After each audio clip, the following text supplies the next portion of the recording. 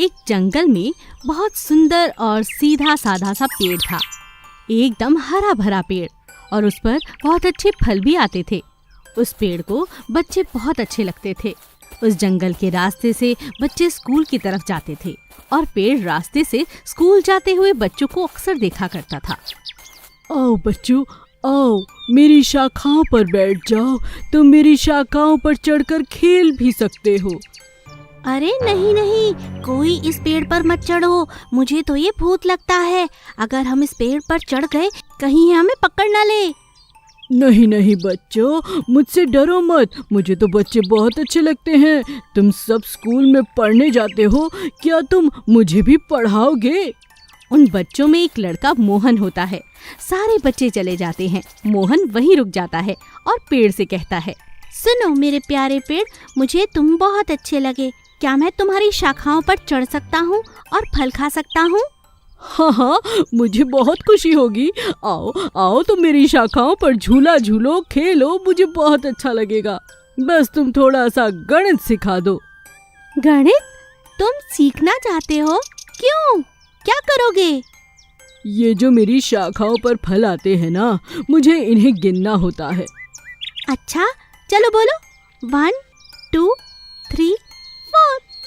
1 2 3 4। वाह, ये तो बहुत आसान है। 1 2 3 4।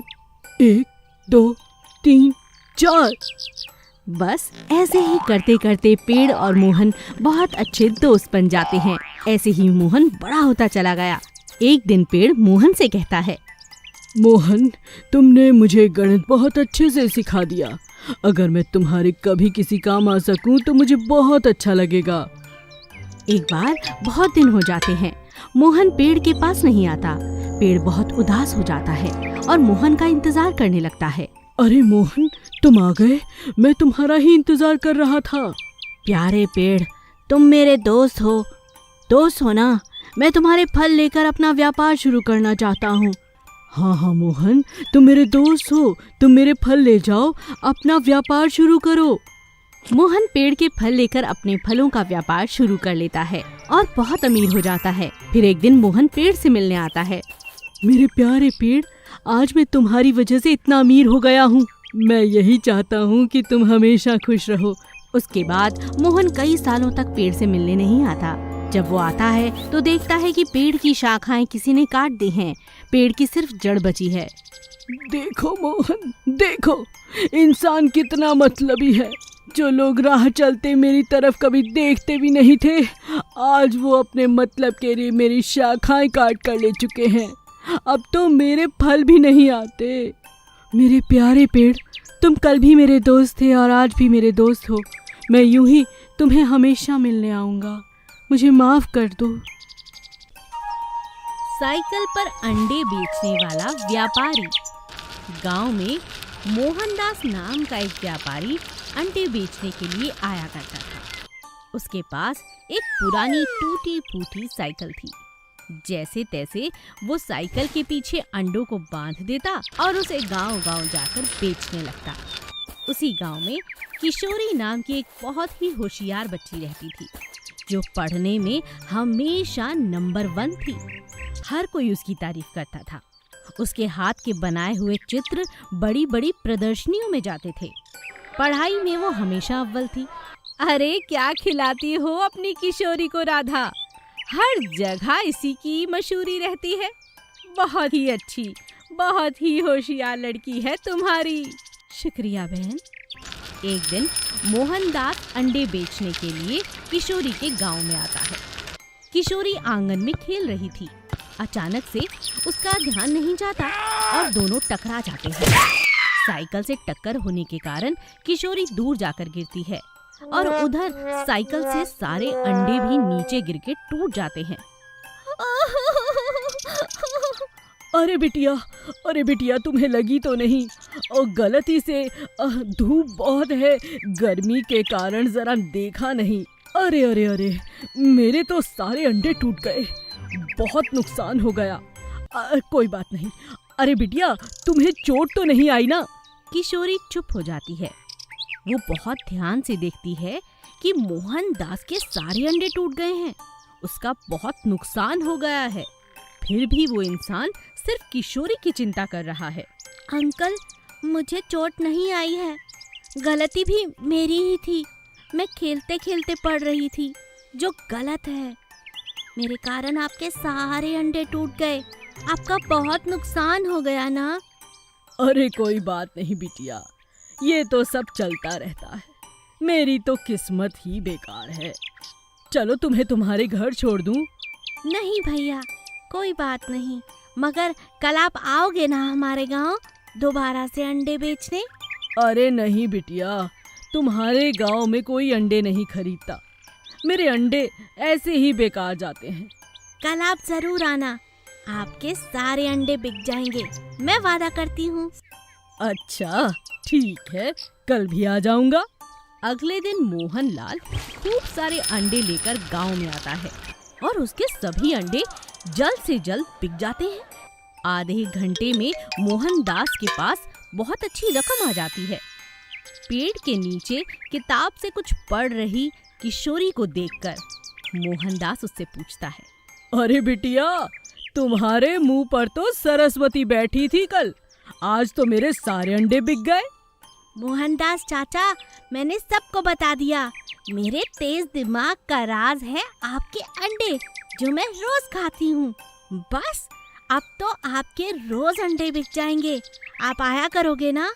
अरे क्यों नहीं बिटिया, तूने तो मेरा काम 4 गुना बढ़ा दिया। भगवान तुझे खुश रखे। गर्मी बहुत ज्यादा पड़ रही थी। यशोदा रोज अपने आंगन में पक्षियों के लिए पानी और अनाज रखा करती थी। हर रोज वहाँ पर 5 कबूतर आया करते थे। वो 5 भाई थे। 5 पानी पीते और अनाज खाते और अपने घर वापस लौट जाते। यह देखकर यशोदा का मन बहुत प्रसन्न होता था। आ गए मेरे 5 के 5 कबूतर। हाँ, पानी पियो, अनाज खाओ। यशोदा उन्हें पानी पिलाकर और खाना खिलाकर बहुत प्रसन्न होती और फिर खुद भी खाना खाकर आराम करने बैठ जाती। 5 कबूतरों में से एक कबूतर बहुत चालाक था, जो सबसे बड़ा था। वो बाकी भाइयों को कहता था, अरे अरे, कितना खाए जा रहे हो? मैं सबसे बड़ा हूँ, पहले मुझे खाने दो। बड़ा कबूतर सारे अनाज अकेले ही खा जाता था और बाकी कबूतरों के लिए थोड़े से दाने छोड़ दिया करता था। चारों कबूतर बहुत सीधे और भोले थे। वो अपने बड़े कबूतर की बात मानते थे। धीरे धीरे बड़ा कबूतर बहुत मोटा होता चला गया। उसका मोटापा इतना बढ़ गया कि अब वो ढंग से उड़ भी नहीं पा रहा था, लेकिन खाने से वो बाज ही नहीं आता था। चारों कबूतर यह बात देखकर हैरान थे। चारों ने एक दिन चर्चा की।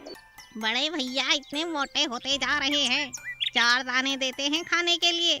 यशोदा तो पेट भरकर खिलाना चाहती है, मगर हमारा भाई वो कुछ छोड़ता ही नहीं। सही कहते हो, देखो जरा कितना मोटा हो गया है, लेकिन इसे हम पर दया नहीं आती। हम तो दिन प्रतिदिन कमजोर हो रहे हैं। चारों बहुत चर्चा करते हैं, लेकिन किसी भी नतीजे पर नहीं आते। एक दिन फिर से चारों अनाज खाने के लिए यशोदा के आंगन में जाते हैं।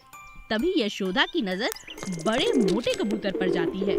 हाँ, कितनी देर से ये बड़ा कबूतर ही खाया जा रहा है और अचानक ये इतना मोटा कैसे होता गया?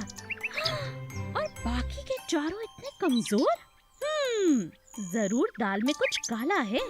2-3 दिन तक लगातार यशोदा देखती है कि बड़ा कबूतर सारे अनाज खा लेता है और थोड़े से अनाज चारों के चारों भाइयों के लिए छोड़ देता है, जिससे उन चारों का पेट नहीं भरता और वो चारों कमजोर होते जा रहे हैं। तो ये बात है। हाँ, अब मजा चखाती हूँ। यशोदा पूरी बात समझ जाती है। एक दिन जब बड़ा कबूतर अनाज खाने में मस्त था, यशोदा उसे अपने हाथों में पकड़कर एक पिंजरे में डाल देती है। बाकी के 4 कबूतर डर जाते हैं, पर वो कहती है, तुम्हें डरने की जरूरत नहीं, तुम अनाज खाओ। ये सजा सिर्फ तुम्हारे बड़े भाई के लिए है। बड़ा कबूतर हैरान रह जाता है और पूछता है, क्यों? ऐसा क्यों भाई? मैं सब जानती हूँ। सारे के सारे अनाज तुम खुद खा जाते हो और अपने चारों भाइयों को इतना कमजोर कर दिया है। अब जब तक ये मोटे तगड़े नहीं हो जाते और तुम पतले नहीं हो जाते, तुम इस पिंजरे में ही रहोगे। कई दिनों तक यशोदा उसे पिंजरे में ही दाना खिलाती है और चारों कबूतरों को जी भर के अनाज खाने को देती है। कुछ ही दिन में बड़े कबूतर को अपनी गलती का एहसास हो जाता है और यशोदा उसे खुला छोड़ देती है। मगरमच्छ का अंडा। जंगल के बड़े तालाब के अंदर बहुत सारे मगरमच्छ रहते थे।